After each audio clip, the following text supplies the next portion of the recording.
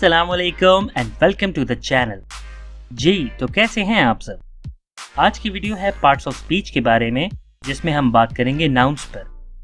तो चैनल को कीजिए सब्सक्राइब और आइए वीडियो को स्टार्ट करते हैं। जी तो पार्ट्स ऑफ स्पीच के हवाले से बात करते हैं। पार्ट्स ऑफ स्पीच के बारे में पूछा जाए तो बाज़ लोग कहते हैं कि जी 8 पार्ट्स ऑफ स्पीच होते हैं, बाज़ लोग कहते हैं कि जी 9 पार्ट्स ऑफ स्पीच होते हैं। लेकिन कितने लोग ये बता सकते हैं कि पार्ट्स ऑफ स्पीच क्या होते हैं? वेल, पार्ट्स ऑफ स्पीच को अगर लफ्ज़ी मानों में देखें, पार्ट्स कहते हैं हिस्सों को और स्पीच कहते हैं बात को। तो आपकी बात करने के दरमियान लैंग्वेज के जो अल्फाज हिस्सों की सूरत में लगाए जाते हैं उनको पार्ट्स ऑफ स्पीच कहा जाता है। जी हाँ, ये बहुत इम्पॉर्टेंट चीज़ है। इम्पॉर्टेंट इसलिए है कि अगर एक सेंटेंस आपको मैं ऐसे बोलूँ, माई नेम इज़ आफाक, तो आपको शायद ये बात समझ आ जाए। लेकिन यही सेंटेंस अगर मैं ऐसे बोलूँ, नेम आफाक इज़ माई, तो शायद आपको ये बात समझ ना आ पाए। उसकी वजह यह है कि एक सेंटेंस बनाने के लिए आपको प्रॉपर ऑर्डर में अल्फाज को लगाने की ज़रूरत होती है, ताकि पढ़ने वाला या सुनने वाला आपकी बात को समझ सके। इस वजह से इंग्लिश में अल्फाज को 9 पार्ट्स में डिवाइड किया गया है। हम यहाँ पर 9 की 9 एक्सप्लेन करेंगे और लर्न करेंगे।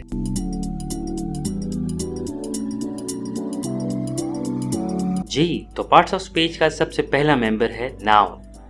नाउन की जनरल डेफिनेशन तो ये होती है कि noun is the name of any person, place और थिंग।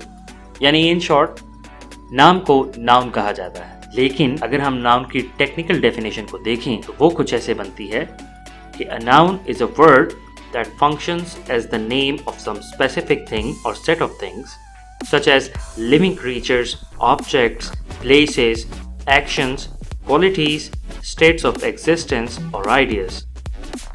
बात कुछ ऐसी है कि टेक्निकल डेफिनेशन ही हमें लीड करती है उन टाइप्स की तरफ जो नाउन्स की हैं। नाउन्स की 8 टाइप्स होती हैं। जी हाँ, 8 टाइप्स, और उन 8 टाइप्स का सेपरेट यूजेज है। आप नाउन की जनरल डेफिनेशन हर सेंटेंस के ऊपर अप्लाई नहीं कर सकते।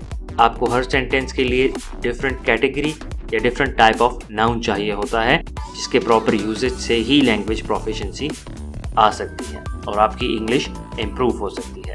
तो आइए देखते हैं नाउन्स की टाइप्स को।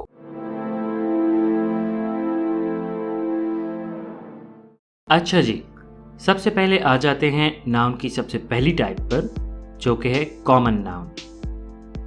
कॉमन नाउन की डेफिनेशन कुछ ऐसी है कि a common noun is a noun that refers to people और things in general. Example, a boy, a country, bridge, city, birth, happiness, sadness, etc.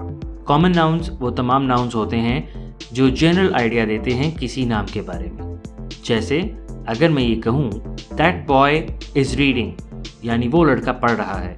इस सेंटेंस को सुनने के बाद आप ये नहीं बता सकते कि मैं किस लड़के के बारे में बात कर रहा हूँ। तो ऐसे तमाम nouns जो किसी नाम का जनरल आइडिया दें और उसको आइडेंटिफाई न कर सकें, उन तमाम नाउन्स को कॉमन नाउन्स कहते हैं। नेक्स्ट है प्रॉपर नाउन। प्रॉपर नाउन की डेफिनेशन है a proper noun is a name that identifies a particular person, place और थिंग। प्रॉपर नाउन्स वो तमाम नाउन्स होते हैं जो किसी नाम को आइडेंटिफाई कर सकते हैं। जैसे आसिम, अजहर, मीरब, मारिज, या पाकिस्तान, ऑस्ट्रेलिया, मंडे, ट्यूसडे, 1978, 2020। ये तमाम नाउन्स प्रॉपर नाउन्स हैं क्योंकि इनको सुनने के बाद आप एग्जैक्टली आइडेंटिफाई कर सकते हैं कि किसके बारे में बात हो रही है।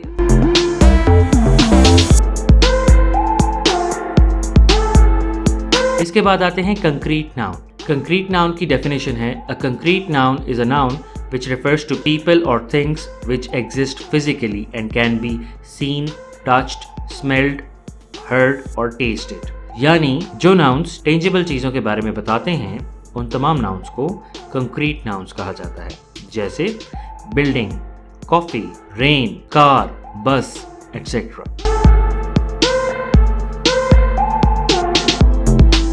एब्स्ट्रैक्ट नाउन की डेफिनेशन है An abstract noun is a noun which refers to ideas, qualities and conditions, things that do not exist physically or cannot be seen or touched. यानी एब्स्ट्रैक्ट नाउन उन तमाम चीज़ों के नाम होते हैं जिनको आप फिजिकली टच नहीं कर सकते, जैसे reality, truth, idea, danger, fear, time, friendship, love etcetera. Compound nouns. Compound noun की डेफिनेशन है A compound noun is a noun that is made with two or more words. A compound noun is usually noun plus noun or adjective plus noun. इस बात का मतलब ये है कि कुछ nouns ऐसे होते हैं जिनको दो nouns से मिलाकर बनाया जाता है, या एक adjective और एक noun को मिलाकर ऐसे nouns को बनाया जाता है, जैसे bedroom, dining room, watchman, caretaker, guard room। अब इन सारे वर्ड्स में आप ये देख सकते हैं, जैसे बेडरूम में बेड एक सेपरेट नाउन है, रूम एक सेपरेट नाउन है, इन दोनों नाउन्स को मिलाया गया है तो एक नया नाउन बना है जिसको बेडरूम कहा गया है। इसी तरह से बाकी की एग्जाम्पल्स में भी दो नाउन्स को मिलाकर एक नया नाउन बनाया गया है जिसका टोटली एक अलहदा मतलब है। इसके बाद जी आते हैं कलेक्टिव नाउन्स।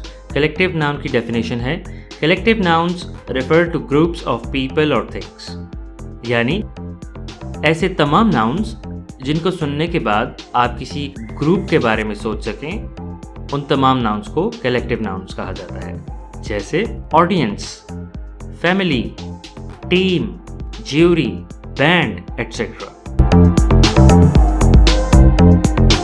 इसके बाद आते हैं countable nouns। काउंटेबल नाउन्स की डेफिनेशन है nouns that refer to something that can be counted, यानी एक ऐसी चीज का नाम जो काउंट की जा सके, जैसे tables, chairs, miles, kilometres etcetera. और आखिर में आते हैं अनकाउंटेबल या मास नाउन्स।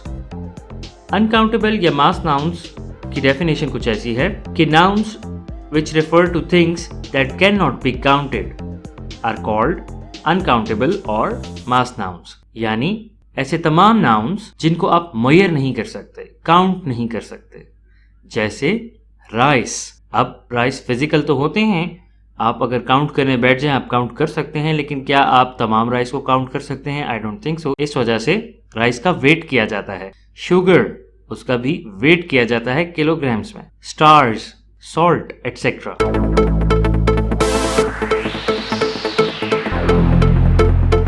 तो बस आज के लिए इतना ही। वीडियो पसंद आई हो तो लाइक, शेयर एंड सब्सक्राइब कीजिए और बेल आइकन को दबाइए। आपसे मिलते हैं अगले वीडियो में, तब तक रखिएगा अपना और अपने प्यारों का बहुत ख्याल। ट्यूशन वाले भाई को दें इजाजत। Stay home, stay healthy, stay safe. Allah हाफिज।